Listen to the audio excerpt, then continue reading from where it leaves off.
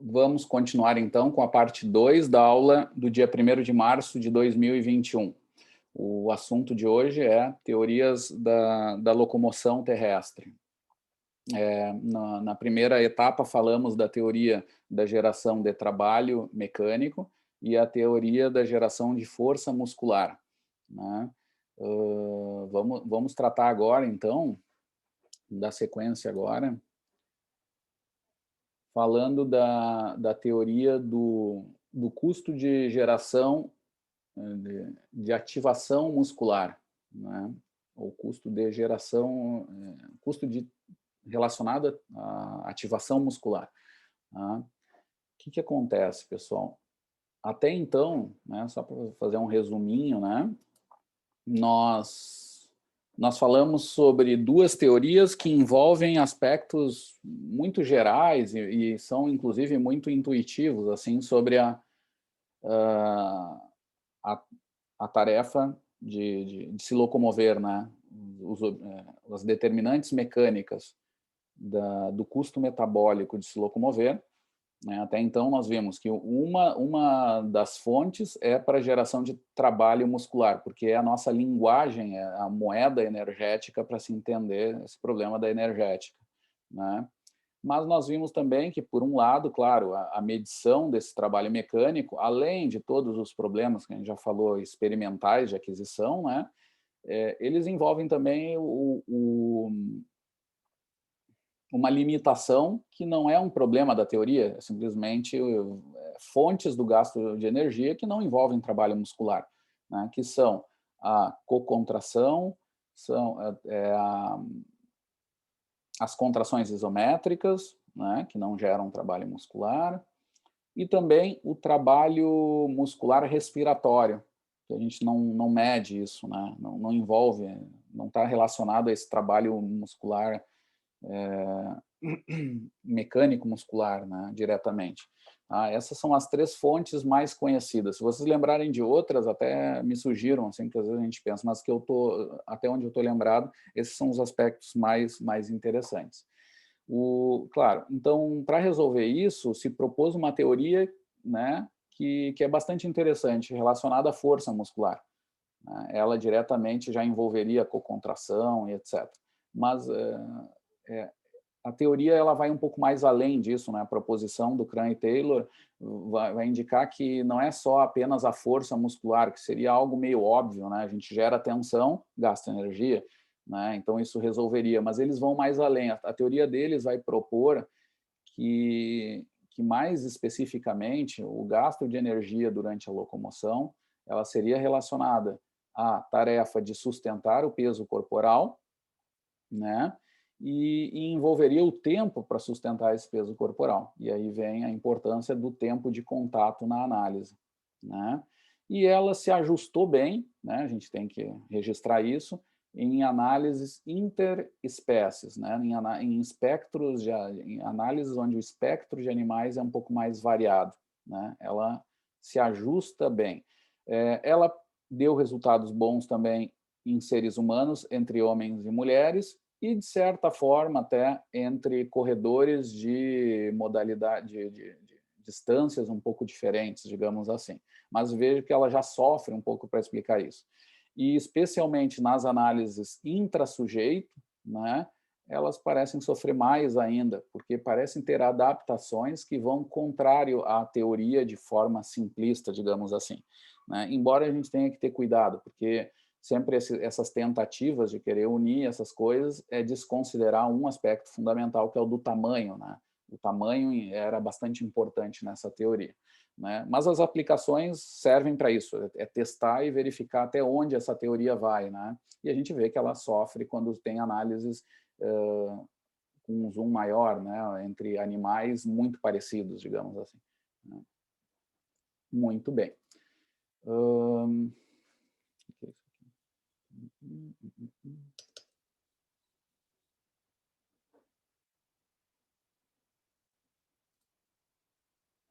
Vamos lá, então vamos para a terceira teoria, pessoal. Teoria do custo energético da geração de ativação muscular, né? Agora, a questão da ativação muscular. Primeiro dado que eu quero mostrar para vocês, assim, para ilustrar, é um artigo muito interessante, eu acho, é um daqueles trabalhos do professor Krug que são relativamente simples, né? Aquele que depois que está feito a gente diz, ah, mas por que a gente não fez? Né? Onde tem uma hipótese bem formulada, bem clara, racional, mecânica, né? Bem interessante e com uma boa confirmação nesse caso, houve a confirmação da hipótese, que é sobre o papel do gastrocnêmio. Eu já comentei isso em aula quando falamos da biomecânica de marcha, eu cruzo aqui com a energética, né? Sobre o papel do gastrocnêmio na tarefa de caminhar, né? E especialmente na tarefa de se deslocar à frente, né? Os músculos operam em fases um pouco diferentes da marcha, de forma mais importante ou menos, resolvendo problemas cinesiológicos, né, de propulsão e etc. Mas é um pouquinho mais complicado quando a gente quer dar os papéis desses músculos para propulsões mais específicas. Por exemplo, aqui, o que foi testado era o seguinte, bom, o gastrocnêmio, ele tem um papel, obviamente, que antigravitário, ele é um músculo antigravitário, né? Mas qual seria o papel dele em relação à produção de trabalho horizontal, ou seja, se empurrar à frente, né, e reacelerar, né, a cada passo à frente para manter aquela velocidade nossa, ou a tarefa de sustentar o peso ou até produzir trabalho também vertical, que é ganhar energia potencial, digamos. Né? Qual seria o papel desse músculo? Eles vão propor que o papel é, devido à fase de ativação dele, que é no final da fase de contato, ele teria um papel ali de propulsão à frente. E essa figura aqui vai mostrar que eles estavam corretos sobre isso.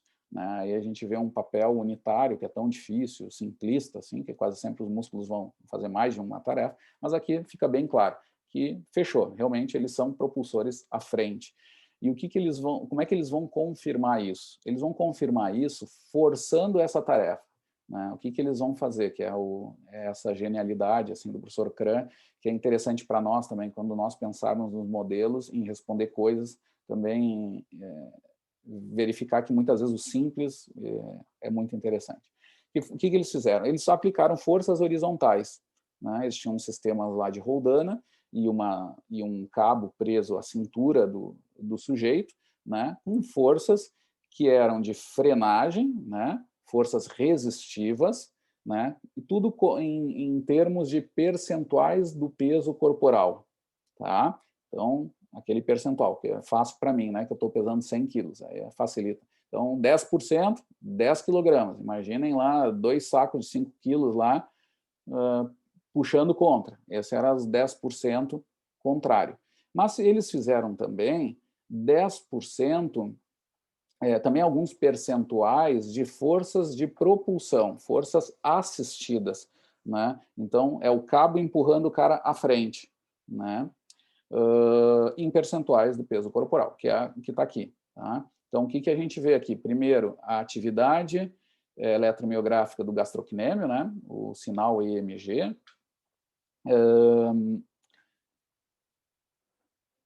Em termos percentuais aqui, mas é sempre uma ativação eletromiográfica desse músculo, né? Em 15%, tá? Desde 15% a mais, que no meu caso seriam 15 quilogramas de forças contra, né? Me frenando, depois 10%, depois 5%, depois livre, né? Depois 5% de forças me auxiliando, 10% me auxiliando, 15% me auxiliando. Né, que poderia transformar isso em quilogramas, no meu caso, que é 100%. Vocês que são mais magros se ferraram, o cálculo seria mais complicadinho. Então, tá, mas é essa a ideia. Vejam que a ativação mínima do gastrocnêmio aparece onde o custo aqui também é mínimo. Né, e essa correlação vai reforçar esse papel. Né, ou seja, quando eu coloco forças contrárias, onde eu tenho que gerar mais força, tenho que gerar uma força adicional para me empurrar à frente, independente da força de sustentação, o gastrocnêmio ascende mais e o custo metabólico aumenta mais. Tá? Então, dessa forma, eles confirmaram experimentalmente. Tá? Esse papel aqui que é interessante de ver. Aqui não é tanto o quanto é determinante, mas sim uma função específica. Né? Durante o caminhar, né, a minha tarefa de me empurrar à frente, ou seja, gerar o trabalho horizontal, né, forward, que a gente chama, antero-posterior, né, é muito relacionado a esse papel do músculo. Tá? Aqui é muito mais comportamental, né, de importância. Agora eu vou mostrar para vocês uma outra abordagem onde vai tentar dar números para a coisa. Nós vamos tentar quantificar, de certa forma, esse custo energético pela quantidade de ativação desses músculos. Tá? Essa aqui é uma das minhas abordagens que eu fiz no meu doutorado. Depois eu vou mostrar para vocês que isso foi pobremente publicado, mas depois, por sorte, teve outros professores que se interessaram por essa questão e responderam muito bem, usaram muito bem essa teoria. Que é o seguinte, uma abordagem nossa foi tentar pegar parte da atividade eletromiográfica e dividir nas suas fases, né, de balanço ou apoio, no caso aqui, que é uma clássica curva de gastrocnêmio, tá? E dividir nessas fases, que teria a fase de apoio, a fase de balanço e um offset, que a gente chama, que é uma quantidade de ativação de base desse músculo ao longo de toda a passada. Tá? A partir daí, a gente calculou, a gente fez uma normalização desse sinal em duas questões. Dois fatores que influenciam muito o sinal eletromiográfico, entre várias coisas, né? Mas duas delas. Uma delas era a massa muscular desse sujeito, que nós estimamos, né? Então, essa era uma questão, não adianta eu só ver a atividade eletromiográfica. O exemplo melhor para isso é o caso do tibial anterior, né? O tibial anterior é um músculo que tem uma massa muito pequena. Quando ele se ativa, ele impacta relativamente muito pouco sobre a energética total. Mas, se tu for ver o sinal eletromiográfico dele, ele é muito alto, por duas razões. E essas duas razões é o que a gente controlou. Uma delas é a massa mesmo. Embora ele seja superficial, e a gente analise ali, tem um sinal alto, ele vai indicar um número de unidades motoras muito pequeno, na verdade, porque o volume total desse músculo é pequeno. E essa é uma limitação da eletromiografia, que ela é regional, né? A gente não sabe o total de ativação naquela análise. A gente sabe a quantidade de ativação que está envolvido naquele eletrodo que está posicionado ali. Né? Mas o todo do músculo a gente sabe que não é fácil. Então, a gente normaliza isso pela sua massa. No caso do tibial anterior, o que a normalização vai fazer? Ele vai tirar peso sobre aquela ativação. Vai dar um número alto e essa joguinho matemático, algébrico, vai tirar peso dele. Né? Além disso, tem a dobra cutânea também. A dobra cutânea da região do eletrodo colocado vai influenciar no sinal eletromiográfico. Resumindo, é o seguinte, quando a gente vai analisar sujeito, o reto abdominal de homem, tem sempre a capa de banho atrapalhando. Em atleta é muito pouco, mas no resto do povo é um terror. O sinal fica sempre muito pequeno. Né? Para a gente olhar o sinal com alguma informação interessante, a gente tem que aumentar lá a nossa escala. Tá? Esse é um problema clássico da eletromiografia. Se a gente for analisar, por exemplo, tríceps, e muita gente já vai aparecer o sinal muito maior. E muita mulher, a gente brinca que não pode mais dar tchau, né? É um problema, o sinal cai. Né? E isso está comprovado. O estudo do Anders mostrou uma relação linear sobre esse achatamento da curva, digamos assim. Simplesmente por causa do tecido ali de gordura, que reduz mesmo a passagem ali da ativação eletromiográfica, daquilo que a gente registra superficialmente. Esse é o problema, né, da eletromiografia de superfície. Né? Então, esses dois fatores, por exemplo, no tibial anterior também ele vai fazer isso. Como a dobra é muito pequena na região do tibial anterior, na parte tibial ali, essa da frente, né? Ali, então o sinal vai acabar que no procedimento matemático ele vai reduzir também a importância dessa ativação sobre o custo eletromiográfico, algo que se relacionaria ao gasto energético devido a essa ativação analisada. Mas vejam que tem muito problema essa análise, né? Porque a eletromiografia já é um problema e a gente tenta contornar isso. Vamos ver no somatório como ficou. Tá? Mas só para trazer para vocês, essa primeira abordagem eu chamei de uma abordagem experimental, mais simples. A segunda foi uma abordagem teórica, onde a gente colocou um pouco mais. A outra já tinha coisa teórica, né? Porque o próprio volume muscular a gente pegou de tabelas antropométricas. Eu achei um livro, que depois foi difícil de achar, onde tinha descrição de volumes estimados musculares de um monte de músculos, aí, um artigo, um livro clássico aí de controle motor, do Winters, né? Que depois tive dificuldade de encontrar ele. Eu tenho a tabela com os dados, mas o livro de origem continua em Milão, lá onde eu onde eu peguei esses dados lá durante meu doutorado. Pouco tempo faz. Mas aqui eu faço uma abordagem mais teórica ainda, que eu vou chamar de teórica porque vai se alimentar de coisas experimentais, mas vai ter mais abordagem teórica, que vocês vão ver agora. Eu vou dividir a fase da passada em fase excêntrica, que é a primeira metade do contato na caminhada, depois fase concêntrica, eu vou assumir que são iguais, sabendo que não é, né, Guilherme? Eu sempre me incomodo com isso, né? Depende, se a gente quisesse ver o trabalho mecânico exato, poderia ser assimétrico esses tempos, mas eu vou assumir todos como iguais.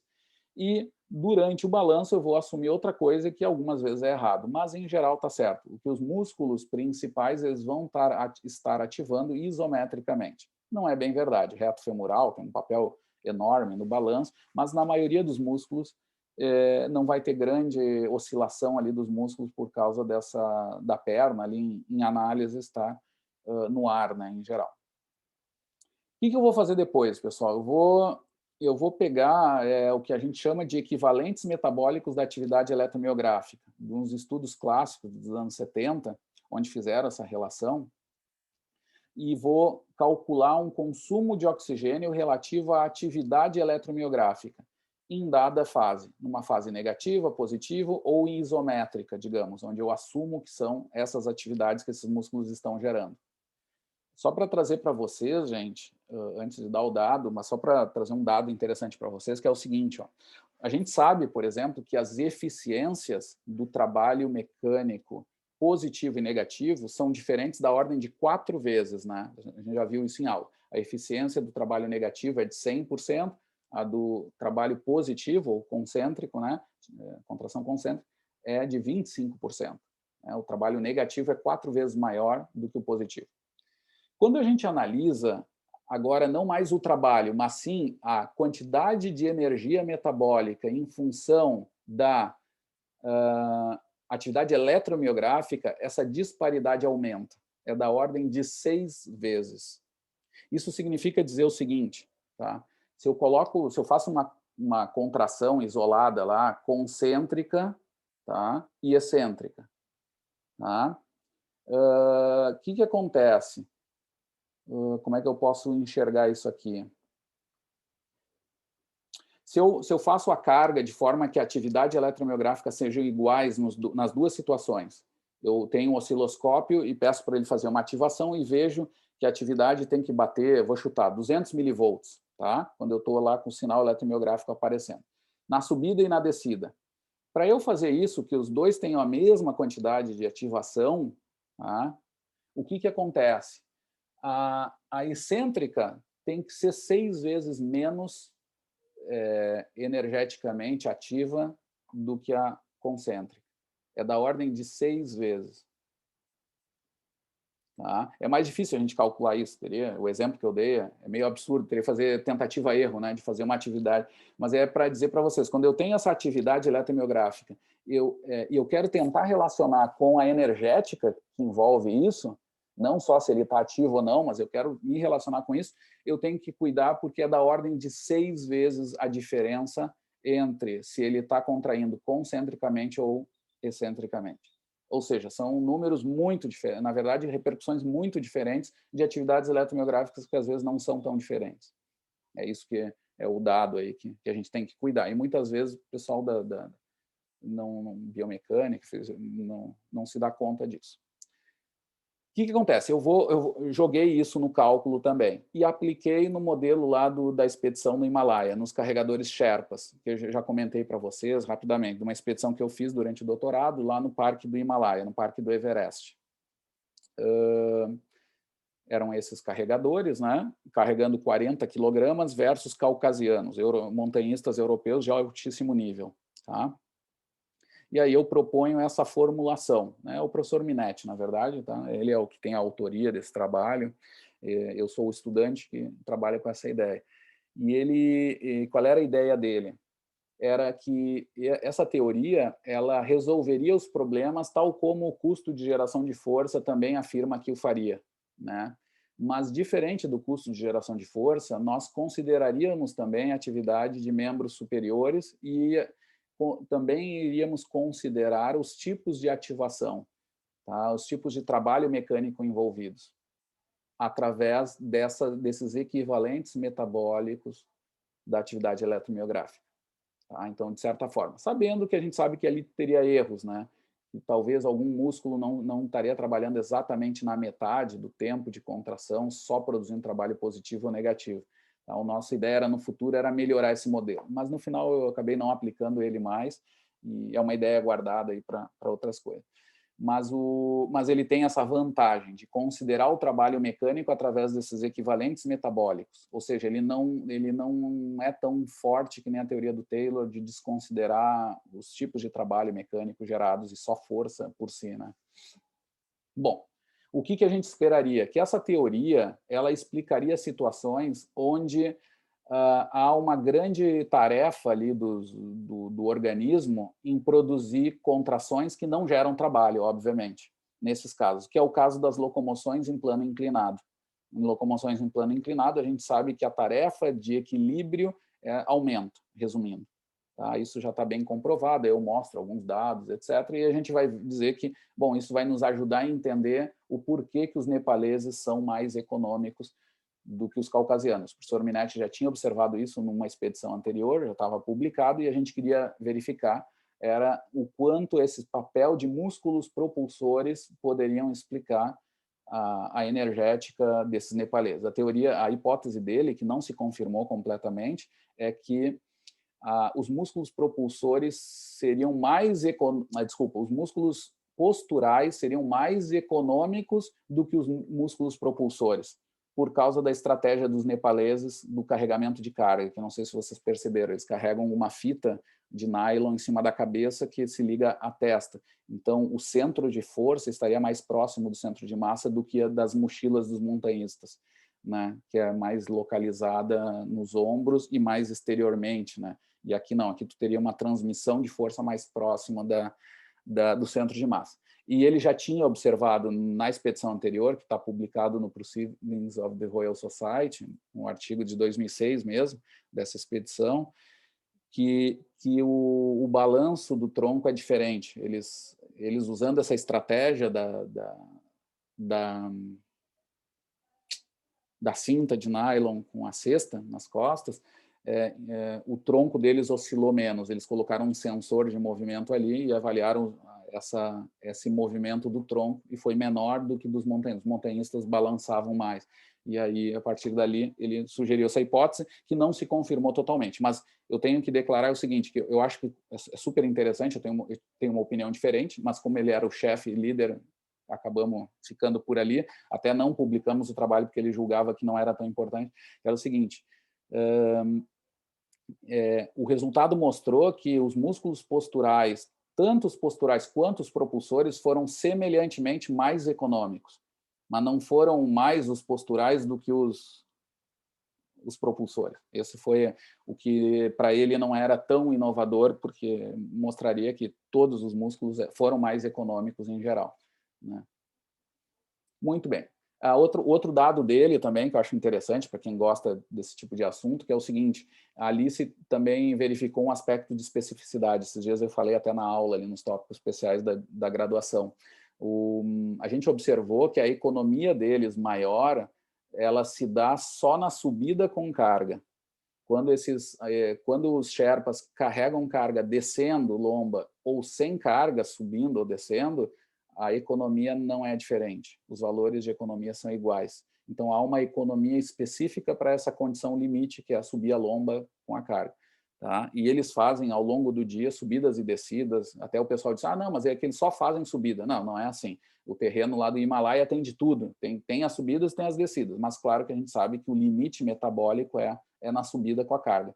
E ali aparece uma vantagem interessante deles. Eles vão mais rápido, 30% mais rápido e são 30% mais econômicos. Mas é interessante que cai essa diferença. Pois bem, aí deixa eu mostrar para vocês, gente. Aí, claro, eu liguei isso, teoricamente, com a questão da estabilidade, a tarefa da estabilidade, né? Essa teoria auxiliaria também para explicar isso. Além dos músculos propulsores, eu teria a ativação de músculos posturais, né? Que tem muita relação com estabilidade articular, tronco, etc., né?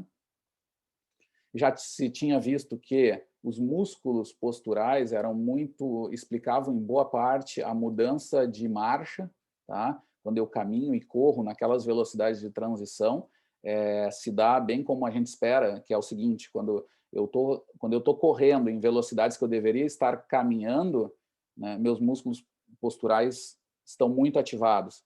E o contrário é verdade também. Quando eu estou em velocidades lá muito altas, que eu já deveria estar correndo, mas decido caminhar, né, uma coisa antinatural, eu faço uma marcha atlética, alguma coisa assim, minha musculatura postural excede muito, é muito maior na situação não específica, que é caminhando, né, ao invés de estar correndo, né. Então, essa atividade, em parte, esses dados indiretos já nos davam força para propor essa teoria, assim, tinha alguns achados. Aqui estão os dados, tá, dos nepaleses. É um gráfico um pouquinho estranho, tá? É massa total, porque aqui é em função da massa total. Os nepaleses são bem mais leves que os caucasianos. Sem a carga e com a carga, que são os nepaleses, né? Mas vejam que a grande diferença aparece nesse par de comparação com os caucasianos, que é com carga e na subida. Quando eu estou sem carga, que esses 4 dados aqui não são tão diferentes, os pares de comparação, que é nepalês versus caucasiano, na subida e na descida.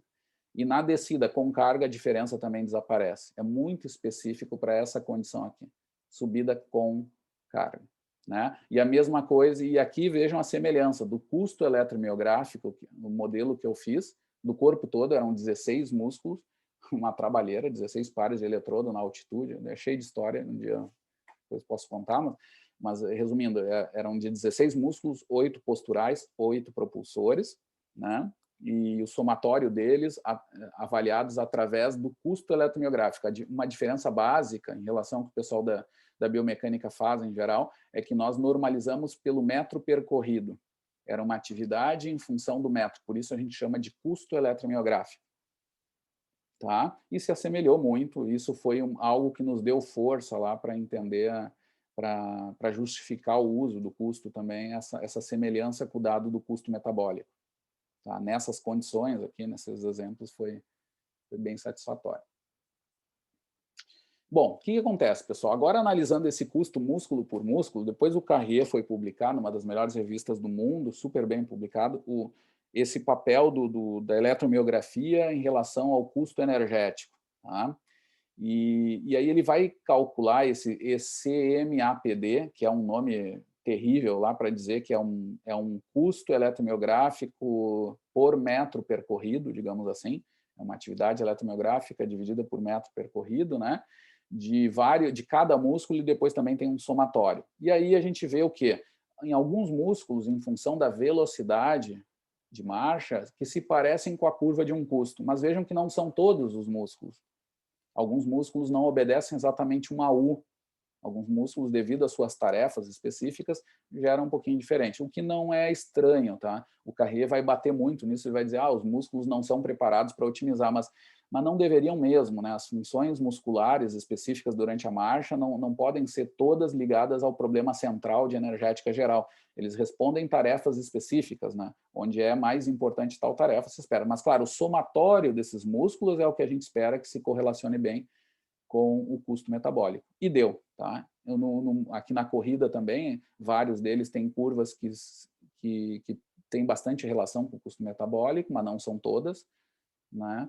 Vejam aqui, o reto femoral, por exemplo, tem um papel muito importante na flexão, lá, é o único biarticular lá que a gente viu do quadríceps. Ele tem uma função que é mais importante nas altas velocidades. Né? E o gastrocnêmio cai muito aqui na corrida, não é exatamente linear ao custo metabólico, mas isso não é um sinal de que não tenha relação. É que, claro, vão ser os músculos como um todo que vão se correlacionar com o custo. Tá?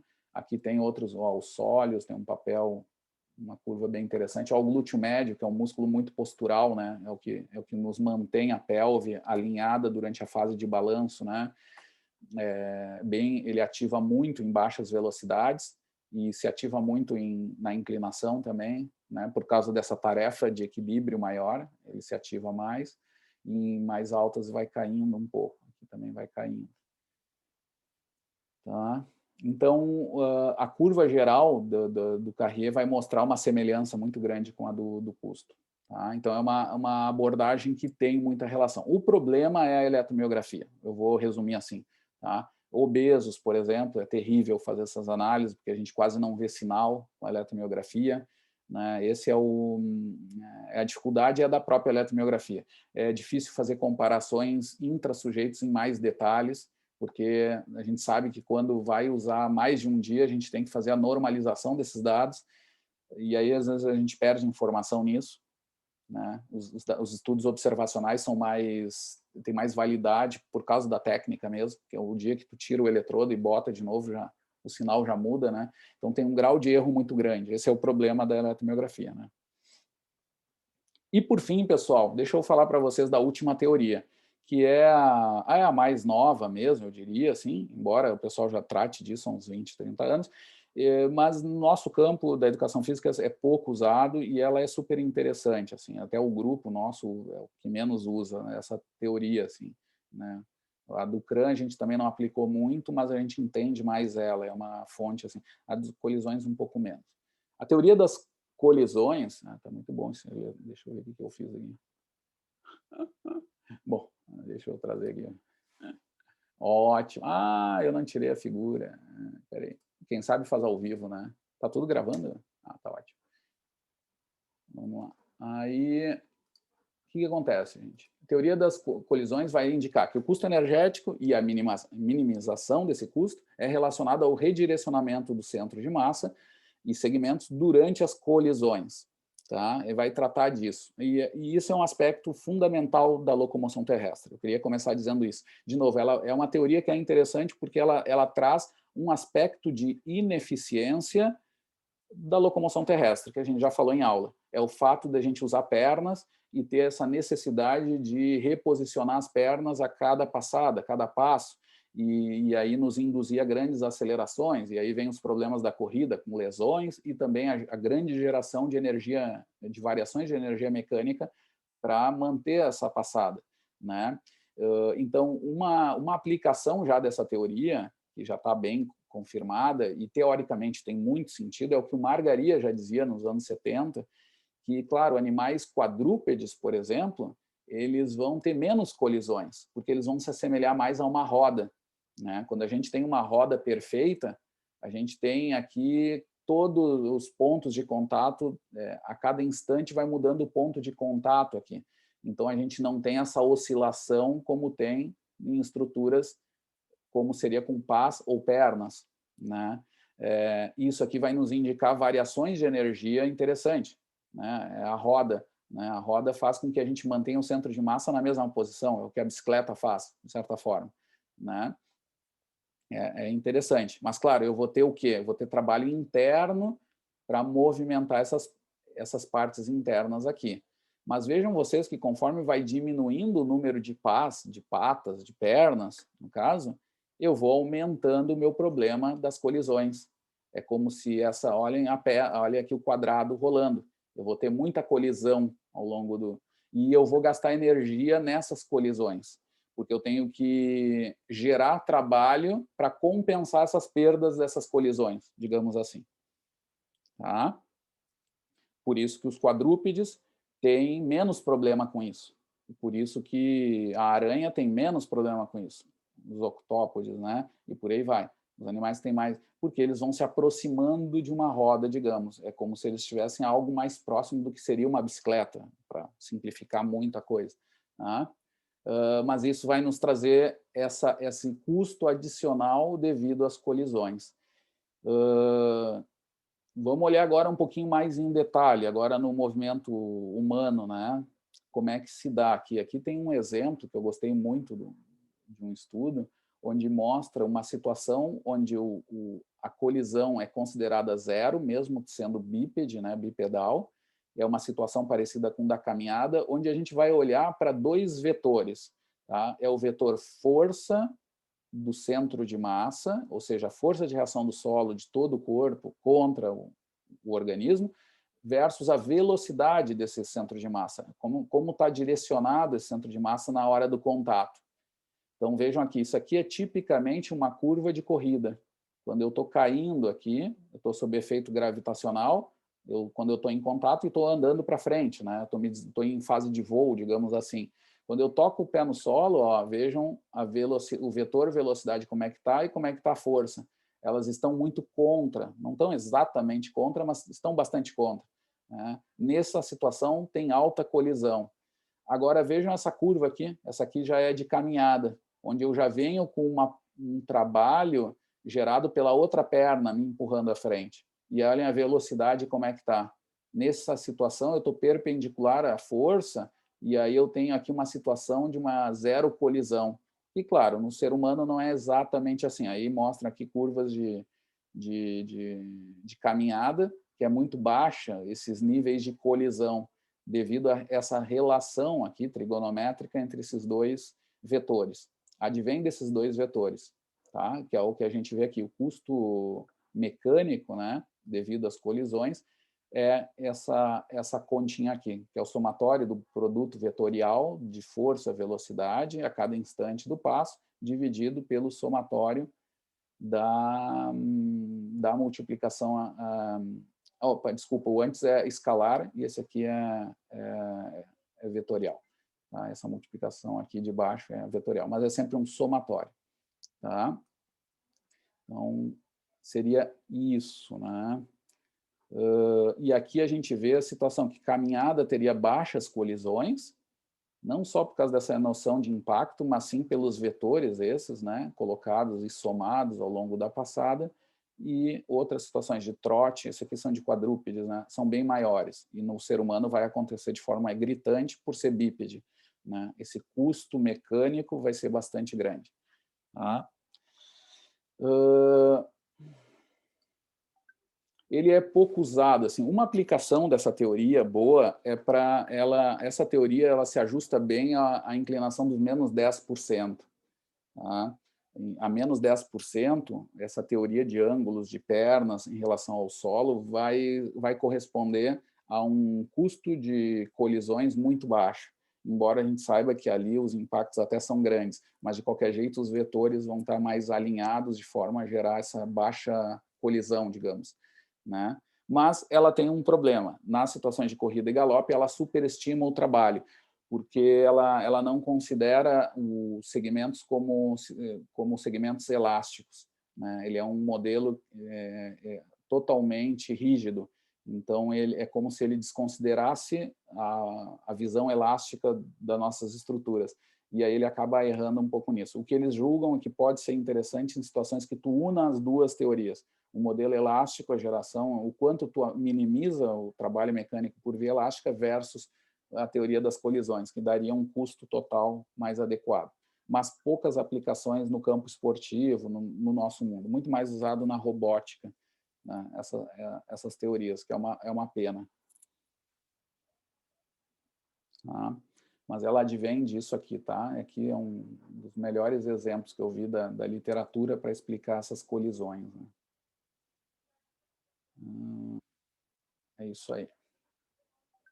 Pouca aplicação dessa teoria, mas tem, tá? Tem coisas bem interessantes acontecendo e principalmente nas inclinações ali, que a gente poderia entender um pouquinho mais. E nós temos as ferramentas, né? Teria que ver só se aplicam bem, se elas ajudam a explicar diferenças de economia, por exemplo, etc.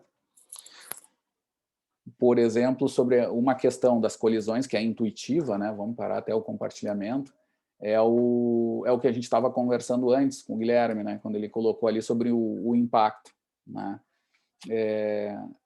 Tem a discussão dos calçados, né? Há anos quer se encontrar o como o calçado diminuiria as lesões, etc. Aquela velha discussão. Não é uma coisa simples, né? Porque a gente sabe que a saída não é simplesmente amortecer, né? E deu. Se a gente amortece, a gente perde energia também. E aí vem a questão elástica, né? Nós vamos ter um modelo elástico ruim. Se a gente for para uma condição assim, então vamos treinar só na areia, né? Isso, tudo bem, o modelo elástico cai, tu gasta muito mais energia, mas isso não indica que tu minimiza energia, tu gasta mais energia. Então, qual é a saída disso, né? Aí tem várias questões. Ser específico, por exemplo, já se sabe, né? Tu treina saltos na grama, ou na areia, as adaptações desses saltos, Markovic já viu há anos, né? São específicos para o jogador de futebol. O cara que só treina na areia, ele não vai ter tão boas transferências nos desempenhos deles de sprints e vários testes funcionais, digamos, de resolução de problemas de jogo, né? Agora, não quer dizer que não seja interessante, pode ser interessante em fase de base, né?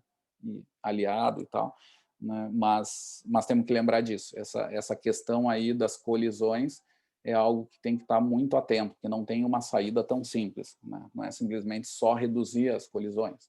Não é só isso, porque, por exemplo, no caso da caminhada e da corrida, tu tem um problema mecânico básico. Não adianta, tu reduz as colisões caminhando, mas não adianta. Tu não vai estar fazendo marcha atlética só se a regra te impor, que é uma coisa bem antinatural, bem até estranha. Eu brinco lá com os, né? Mas é isso. Tu vai correr, né? E vai ser muito mais econômico correr, né? Mas vai envolver maiores colisões e um monte de problema que a gente sabe. Então, achar pontos de equilíbrio disso é interessante. Mas, de novo, mais resultados específicos pode ser que existam, mas foram pouco estudados, muito menos do que da teoria do CRAN. A do CRAN foi mais aplicada e lá tem mais registros de coisas que não deram certo, que não se ajustou bem ao mundo nosso real do treinamento, né? Ou eram invertidos, inclusive, algumas mensagens importantes dele, né? A das colisões, não, é a ausência mesmo de aplicações, né? Por ser algo relativamente mais novo também. Dúvidas, gente?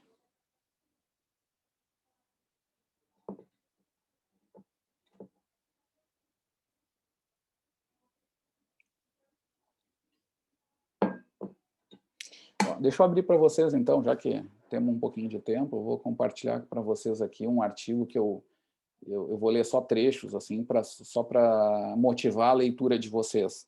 Tá? Deixa eu ver se eu acho aqui nas minhas últimas coisas abertas.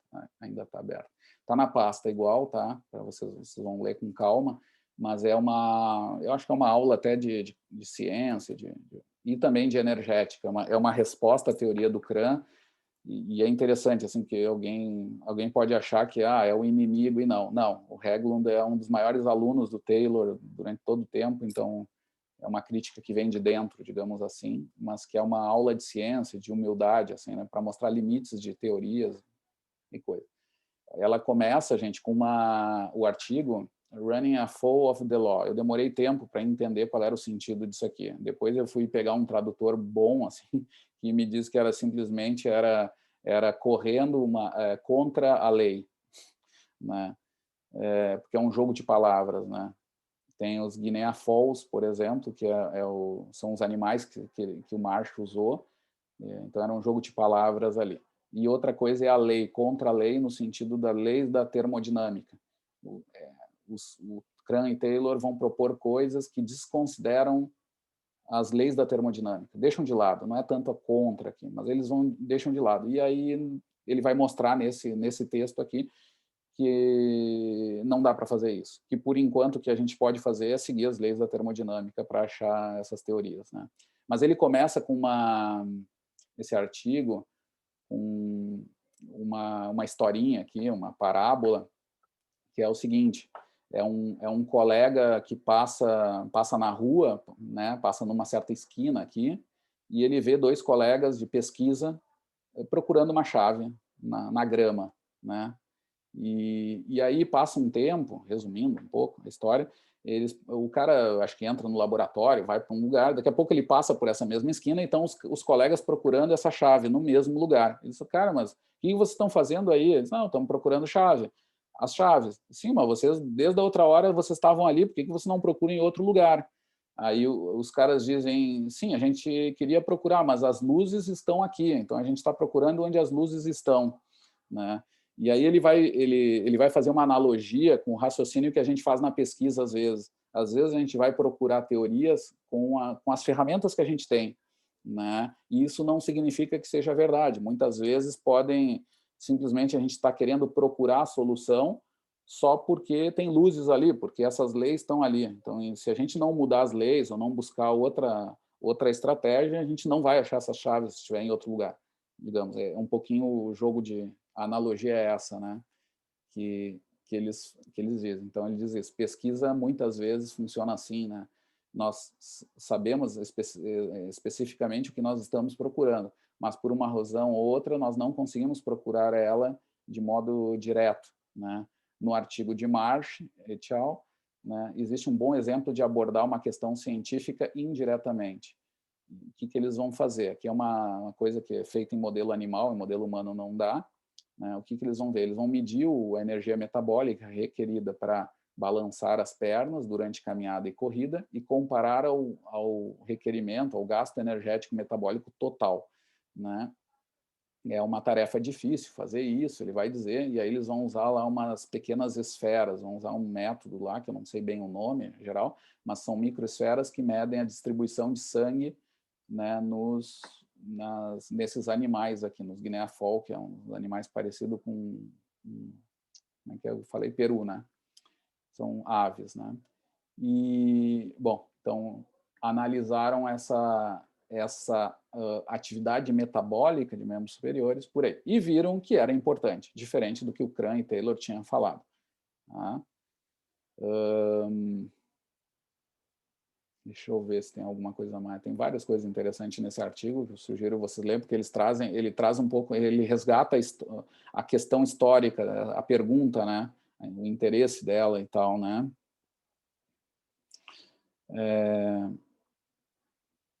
Então, ele vai dizer isso, que o Marsh não é o primeiro, os estudos do Marsh não foram a primeira série de experimentos que testou a hipótese da força, aí vem a hipótese da força, né? Prévios resultados também não suportaram a hipótese e suportaram apenas sobre condições limitadas, né? Para tornar uma hipótese unificadora de locomoção, né? Então foi perdido isso, né? Porque só em alguns animais. Nesse caso, eram os animais que não usavam tanto os apêndices superiores, né? Seria os braços, digamos assim. Nesses animais, essa teoria fechou melhor. Quando tinha animais que usam mais braços, né? E aí isso já fugia um pouco. E aqui ele vai falando desses aspectos. O problema fundamental com a hipótese é que a transdução de energia ela não pode ser explicada por força. Força não é trabalho, né? Força não é nem mesmo energia, né? Então, embora a força seja necessária para realizar trabalho, isso não é suficiente. Uma força positiva pode resultar em um trabalho negativo, ou nenhum trabalho, ou até trabalho positivo. Né? E a gente sabe que tem eficiências muito diferentes dos músculos quando operam nessas situações diferentes. Né? Então, ele vai colocar isso, né? Que aqui, ó, desconsiderar a lei da termodinâmica, etc., não é difícil, né? E, de certa forma, essa teoria simplifica isso, né? Não é que... ele vai dizer que desconsidera, tá? Essa é a questão. Então, ele vai dizer ainda que a questão central para o tamanho e velocidade do custo de locomoção é ainda... Nós estamos ainda na escuridão. Nós sabemos o que nós devemos fazer, que é seguir a energia, mas, para o momento, a luz não está iluminando as chaves. Nesse meio tempo, né, o que nós temos são uns perus do Marsh correndo, né, e as leis da termodinâmica. Isso são o melhor que a gente pode fazer no jogo de palavras, mas é muito elegante o texto, é bem interessante de ler. Vou mandar hoje para vocês.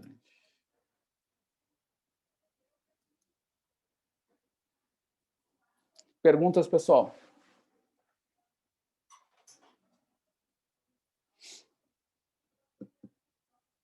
No nosso caso, né, ser humano, é super importante, né, o custo de... Isso já está bem comprovado, já fizeram modelos estilo CRAN, assim, mas foram outros autores, fizeram estudos lá do cara correndo com os braços fixos, né, e braço solto, e analisaram o custo energético, né, a geração de trabalho. E até a geração de trabalho é um pouco, aqui foi um pouco renegado devido a esses problemas dos modelos de cálculo de trabalho mecânico. Pouco foi feito, assim, mas eu acho que são super interessantes. Por exemplo, o estudo do Mian lá com os idosos, né, que a Valéria está estudando nessa linha aí, mostra que tem alterações, né? Por exemplo, até a gente mesmo viu com o envelhecimento, né? Com o envelhecimento, tendencialmente, isso é caso a caso, mas geralmente os idosos se tornam mais com como é que se chama? Eles são mais modelo pera, assim, né? Eles têm mais massa, mais próximo do centro de massa e menos massa nos segmentos, digamos assim. É um processo geral de envelhecimento. Não são para todos, mas quase todos fazem isso. E a gente analisou que usar tabelas antropométricas de jovens em idosos escondem um pouco isso, né? Porque os idosos, eles além de oscilar menos os braços, eles têm menos massa relativa ao centro de massa. E isso vai influenciar no gasto de energia, no trabalho interno, por exemplo, né? Então, essas coisas têm que ser analisadas. O outro dado sobre isso é o achado do Rodrigo, que a gente não publicou ainda, né?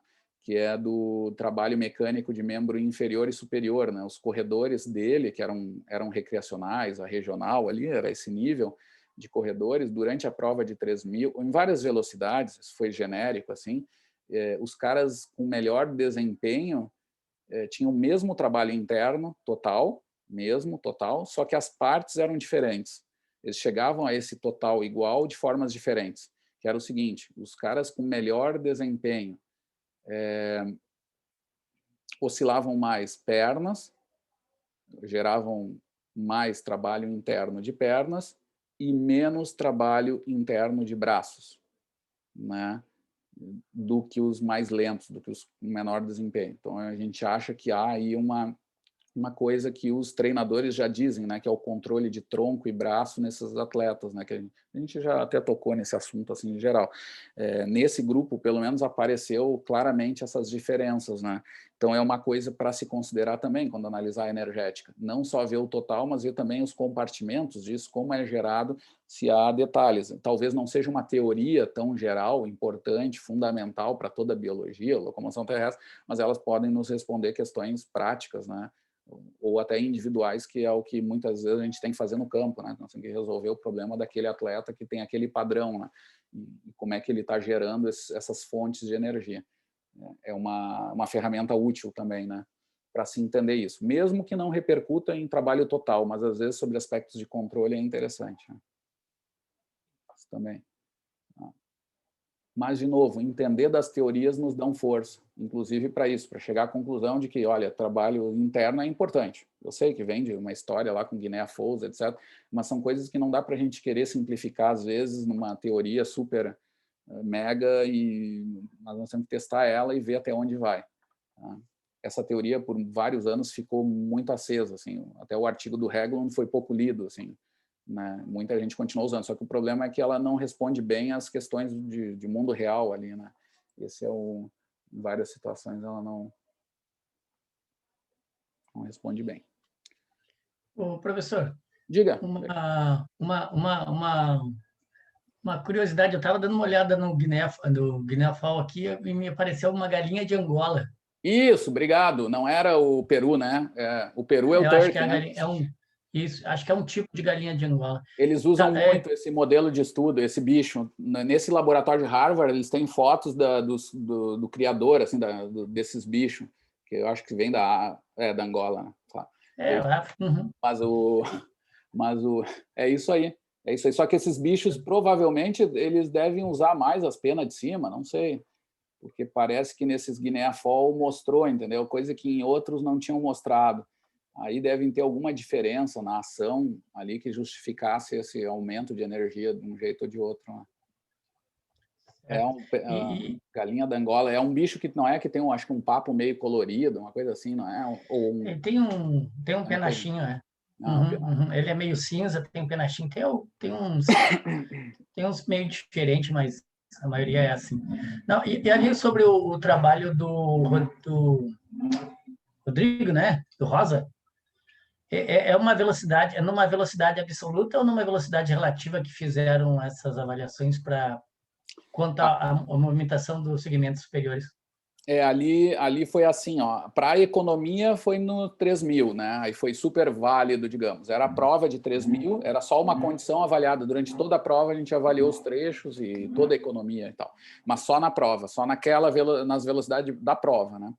Agora, na parte mecânica, deu um trabalhão que eu falei com o Gui para resolver essa discussão de velocidade de prova ou tem o efeito da velocidade que vai atrapalhar, porque uns correram mais rápido do que os outros. Para resolver isso, a gente fez em todas A gente fez de 8 a 20 quilômetros, e aí vimos o que dava diferente era porque era independente da velocidade, eram os efeitos gerais, né? Poderia ser que tivesse até mais coisa ali, específica numa só velocidade, tá? Isso também foi calculado, aí eu não sei te dizer agora de cabeça. Mas o que a gente viu nesses achados era geral, era independente da velocidade, ou seja, controlando a velocidade, de modo geral, os caras corriam com esses padrões, gerando mais trabalho interno de perna e menos de braço nos caras melhores, né?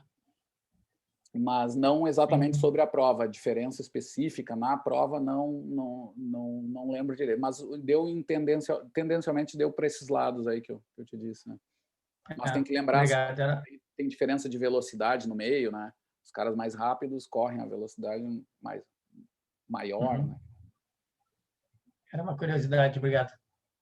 Nada. Esse é o velho problema, né, do cobertor curto, né? Se tu faz na mesma velocidade, é velocidade diferente do que o cara faz na prova. Alguém vai fazer diferente, né? Ou os dois, ou um, né? E se tu faz da outra condição, eles vão estar em velocidades diferentes, que aí a gente sabe que o trabalho interno aumenta já pela velocidade em si, né?